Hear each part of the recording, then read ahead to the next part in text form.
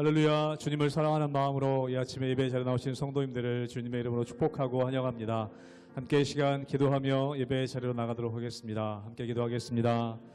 하나님, 오늘도 저희들 주님의 은혜를 사모하며 예배의 자리로 나아갑니다. 말씀하여 주시고 또 은혜 주셔서 우리의 메마른 마음들이 다시 한번 풍성케 되는 은혜가 있게 하여 주시옵소서. 메마른 마음들 우리 심령 가운데 다시 한번 성령의 담비 내리시사 우리의 마음이 부드러워져 하나님 말씀의 씨앗이 또 잘 심겨져 열매 맺는 귀한 우리의 삶이 되게 하여 주시옵소서. 오늘도 주님을 사랑하는 마음으로 기도의 자리로 나오시는 성도님들 하나님 은혜 주시고 각 가정마다 풍성한 은혜의 말씀으로 채워 주시옵소서. 감사드리며 예수님의 이름으로 기도하옵나이다. 아멘.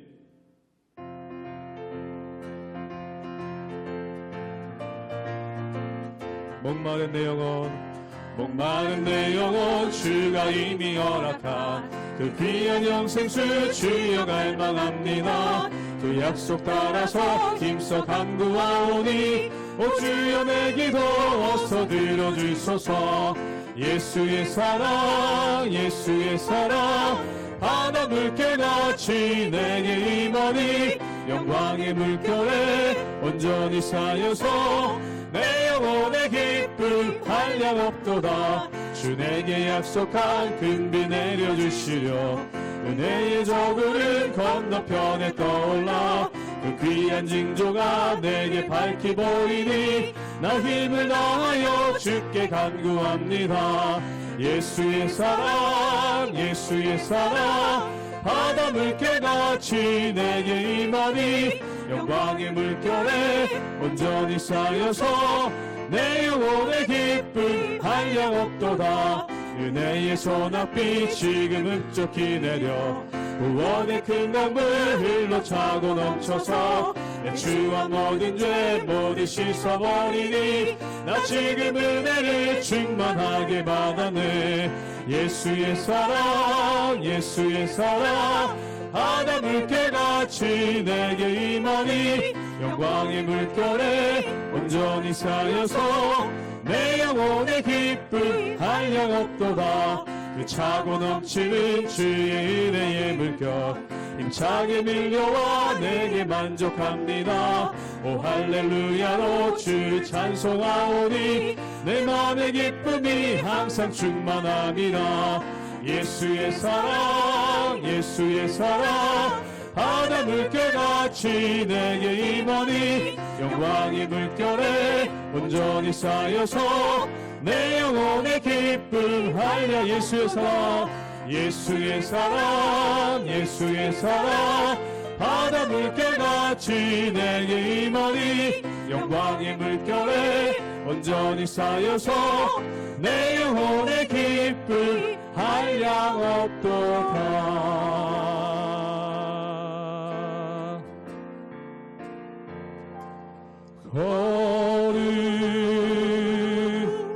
거룩하신 하나님 주께 감사드리세. 날 위해 이 땅에 오신 독생자 예수 나의 맘과 뜻 다해 주를 사랑합니다. 날 위해 이 땅에 오신 독생자 예수 내가 약할 때 강함주고 가난할 때 우리를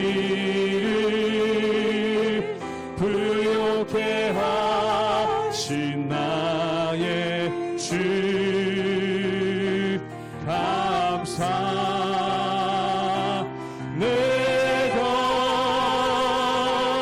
약할 때 강함주고 가난할 때 우리를 부요케 하신 나의 주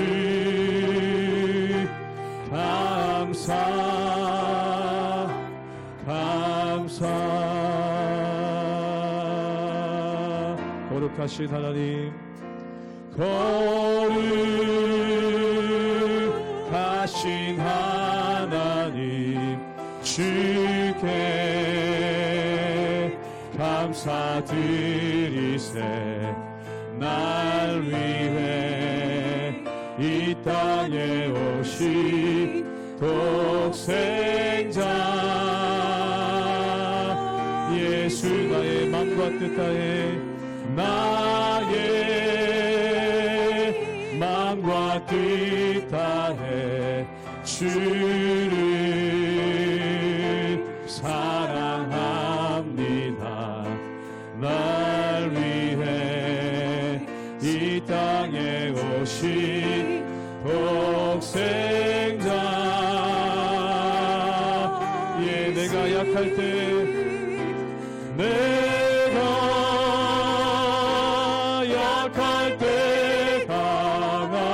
강하주고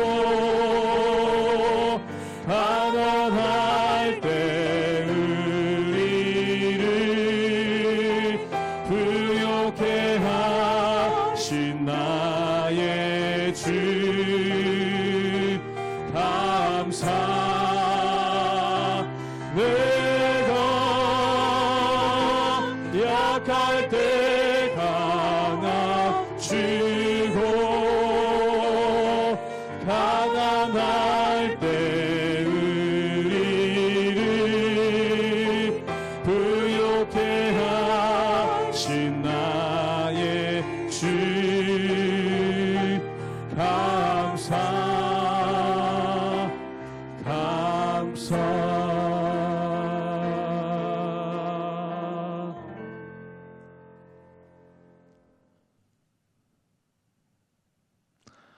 할렐루야. 하나님의 은혜와 평강이 우리 모든 성도님들 가운데 충만히 임하길 주님의 이름으로 축복합니다. 저희는 계속 민수기를 살펴보고 있습니다. 민수기 가운데 특별히 이번에는 이 아내의 간통을 밝히는 절차에 대해서 설명되어 있는 부분들이 나오는데요. 참 의심이라는 것이 참 무서운 것 같습니다. 우리가 의처증 또는 의부증이라고 불리는 아내를 또는 남편을 계속 의심하면서 바라본다는 것이 얼마나 어려운 일이겠습니까? 그 의심이 나름 설명하고 합리적으로 드러냈음에도 불구하고 이 끊임없이 계속해서 한 존재를 의심한다면 온전한 관계를 누릴 수 없게 되는 것입니다. 그러기에 하나님은 오히려 가장 소중한 이 부부관계, 이 가정을 지키기 위해서 이러한 의심의 문제조차도 개입하시며 또 해결하기를 원하시는 분이심을 알 수 있게 됩니다. 오늘 말씀을 통해서 다시금 하나님께서 얼마나 세밀하게 모든 관계를 온전하게 지키기를 원하시는 분이신지, 얼마나 주님께서 모든 관계 안에서 참된 하나님께서 주시고자 하는 샬롬을 누리기를 원하시는 분이신지 기억하며 오늘 말씀을 함께 살펴보길 소망합니다. 민수기 5장 11절에서 31절까지의 말씀입니다. 여호와께서 모세에게 말씀하여 이르시되 이스라엘 자손에게 말하여 그들에게 이르라. 만일 어떤 사람의 아내가 탈선하여 남편에게 시내를 쳐버렸고 한 남자가 그 여자와 동침하였으나 그의 남편의 눈에 숨겨 드러나지 아니하였고 그 여자의 더러워진 일에 증인도 없고 그가 잡히지도 아니하였어도 그 남편이 의심이 생겨 그 아내를 의심하였는데 그의 아내가 더럽혀졌거나 또는 그 남편이 의심이 생겨 그 아내를 의심하였으나 그 아내가 더럽혀지지 아니하였던지 그의 아내를 데리고 제사장에게로 가서 그를 위하여 보리가루 10분의 1 에바를 헌물로 드리되 그곳에 기름도 붓지 말고 유향도 두지 말라. 이는 의심의 소재요 죄악을 기억나게 하는 기억의 소재라.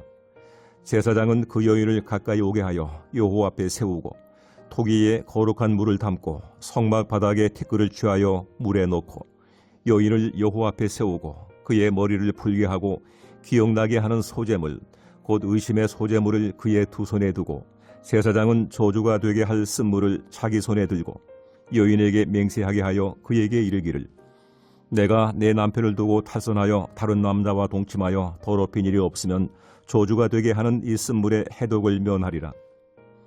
그러나 내가 내 남편을 두고 탈선하여 몸을 더럽혀서 내 남편 아닌 사람과 동침하였으면 제사장이 그 여인에게 저주의 맹세를 하게 하고 그 여인에게 말할지니라.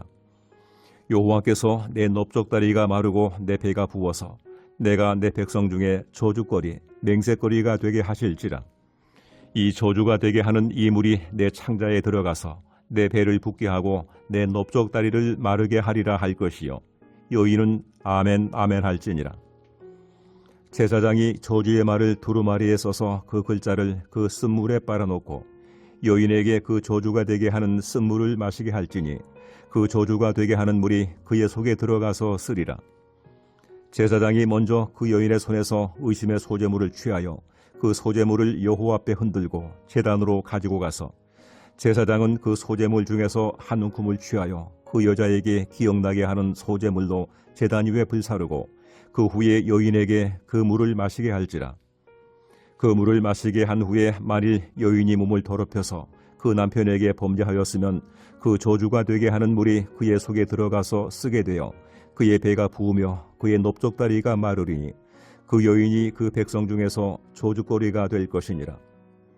그러나 여인이 더럽힌 일이 없고 정결하면 해를 받지 않고 임신하리라. 이는 의심의 법이니 아내가 그의 남편을 두고 탈선하여 더럽힌 때나 또는 그 남편이 의심이 생겨서 자기 아내를 의심할 때 여인을 여호와 앞에 두고 제사장이 이 법대로 행할 것이라. 남편은 무죄할 것이요 여인은 죄가 있으면 당하리라. 오늘 말씀은 특별히 아내에 대해서 의심이 생겼을 때 어떻게 해야 되는가 그것에 대해서 구체적으로 제안하고 있습니다. 오늘 본문 5장 14절 말씀을 함께 보도록 하겠습니다. 그 남편이 의심이 생겨 그 아내를 의심하였는데 그의 아내가 더럽혀졌거나 또는 그 남편이 의심이 생겨 그의 아내를 의심하였으나 그 아내가 더럽혀지지 아니하였든지. 이런 문제가 생겼을 때 개인적인 관계 안에서 끊임없이 의심하고 서로 정죄하고 어렵게 하지 말고 반드시 하나님 앞으로 나와서 의심의 제사를 오히려 드리라고 말하고 있는 것입니다. 이 의심의 소재를 통해서 하나님이 판가름할 거니까 더 이상 계속 추궁하거나 의심하지 말고 온전한 관계를 누리라고 초대하는 것이 바로 의심의 소재입니다. 우리 조선시대 때 칠거지약이라는 것이 있었죠. 칠거지약을 보면 시부모에게 불손한 경우, 자식을 낳지 못한 경우, 음탕한 경우, 질투하는 경우, 그리고 나쁜 병이 생긴 경우, 그리고 말이 많은 경우, 도둑질한 경우, 이런 7가지 악에 대해서 오히려 말하면서 이 아내들을 특별히 또 이 바르게 하지 못한 것에 대해서 오히려 소박을 놓거나 이런 모습들이 있었던 것을 살펴보게 됩니다. 고대 사회에 이 조선시대 때만 해도 그런데요. 고대 사회 때 여성의 인권이라는 것이 참 지켜지기 어려운 것이죠. 그런데 오히려 하나님은 그 여성이 남편의 어떤 일방적인 주장에 의해서 의심을 받고 또 정죄를 받고 이혼당하는 경우를 막기 위해서 이 의심의 소재를 두었다고 볼 수 있는 것입니다. 아내를 의심하였거나 그리고 혹시 더럽혀졌다 할지라도 함부로 자신의 의견이나 생각으로 주장을 하지 말고 의심의 소재를 통해서 판가름하라는 것입니다. 그래서 의심의 소재를 통해서 명확하게 판가름 난 다음에 그것에 대해서 잘 따르라는 것이 오늘 본문입니다. 28절 말씀을 함께 보도록 하겠습니다. 그러나 여인이 더럽힌 일이 없고 정결하면 해를 받지 않고 임신하리라. 아멘. 아무리 가부장적인 사회가 일반화될지라도 하나님은 그 여성의 권리를 인정해 주십니다. 그래서 의심의 소재를 통해서 오히려 죄가 없는 것 그리고 더럽힌 일이 없는 것이 드러날 경우에는 더 이상 구박하거나 의심해서 또 사람의 삶을 못 살게 굴지 말고 온전히 임신하고 가정의 생활을 누릴 수 있도록 보호하는 장치가 바로 이 의심의 소재입니다. 우리가 쉽게 너무나 사회적 약자들에 대해서 함부로 평가하거나 말할 때가 있습니다. 하나님은 그것들을 멈추게 하시고 아무리 연약한 자라 할지라도 하나님 앞에서 동등한 사람임을 말씀하면서 그 권리를 찾아주시는 분이 우리 하나님이신 줄 믿습니다. 이 기독교적인 전통이 지금의 인권과 또 여성 인권, 또 약자들에 대한 인권을 바르게 세워놨다는 것을 우리가 기억한다면 얼마나 믿는 자로서 연약한 자들을 더 잘 돌아보고 또 보호해 줘야 되겠습니까? 하나님은 어떤 의심도 그 관계에 있어서 잊지 않고 서로를 신뢰하고 사랑할 수 있기를 원하십니다. 특별히 가정에서는 더더욱 그렇죠. 이 부부가 한번 의심이 들기 시작하면 끝이 없는 것입니다. 하나님 앞에서 정결하다고 오히려 하나님이 선언하신 이후에는 더 이상 의심하지 말고 서로를 받아들이고 충만한 가정생활을 하라고 말씀하시는 것이 오늘 민수기의 말씀입니다. 혹시나 잠깐 어떤 말에 의해서 싹튼 의심이 있다면 하나님 앞에서 정결함을 입고 온전해지고 그 모든 관계에 샬롬을 누릴 수 있길 소망합니다. 그리고 더 나아가 우리는 어떤 의심과 분쟁과 갈등이 있는 곳에 나아가서 그것을 평화롭게 또 샬롬을 누릴 수 있도록 인도하고 진리로 인도하는 것이 우리 그리스도인들의 사명인 줄 믿습니다. 이 의심의 소재를 통해서 하나님이 각 관계를 얼마나 소중히 여기시는지, 특별히 가정 안에서 배우자끼리 얼마나 온전히 사랑하기를 원하시는 분이신지를 기억하며 오늘도 더 사랑하고 더 함께하며 서로를 신뢰할 수 있는 모든 성도님들 되시길 주님의 이름으로 축복합니다. 기도하시겠습니다. 하나님 아버지 감사합니다. 고대사의 그 많은 편파적이고 일방된 주장이 전부인 이 그 시대 가운데도 여전히 여성들의 또 아내들의 권리를 보호해 주시며 하나님 앞에서 정결하다면 더 이상 의심하지 말고 받아들이라고 하시는 주님의 음성을 듣습니다. 하나님 신뢰가 깨어지고 하나님 관계가 깨어지는 이 시대 가운데 다시금 하나님 앞에서 회개하며 온전케 되며 하나님께서 정결하다고 하신 사람들을 더 이상 추궁하지 않고 서로를 받으며 관계하며 사랑하며 평화할 수 있는 저희들 되게 하여 주시옵소서. 더 나아가 의심과 반목과 갈등이 있는 이 사회 가운데 화목해하는 직분을 오히려 감당하는 저희들이 되기 원합니다. 주의 성령님 저희들을 붙잡아 주시고 함께하여 주시옵소서. 감사드리옵고 예수 그리스도의 이름으로 기도드립니다. 아멘.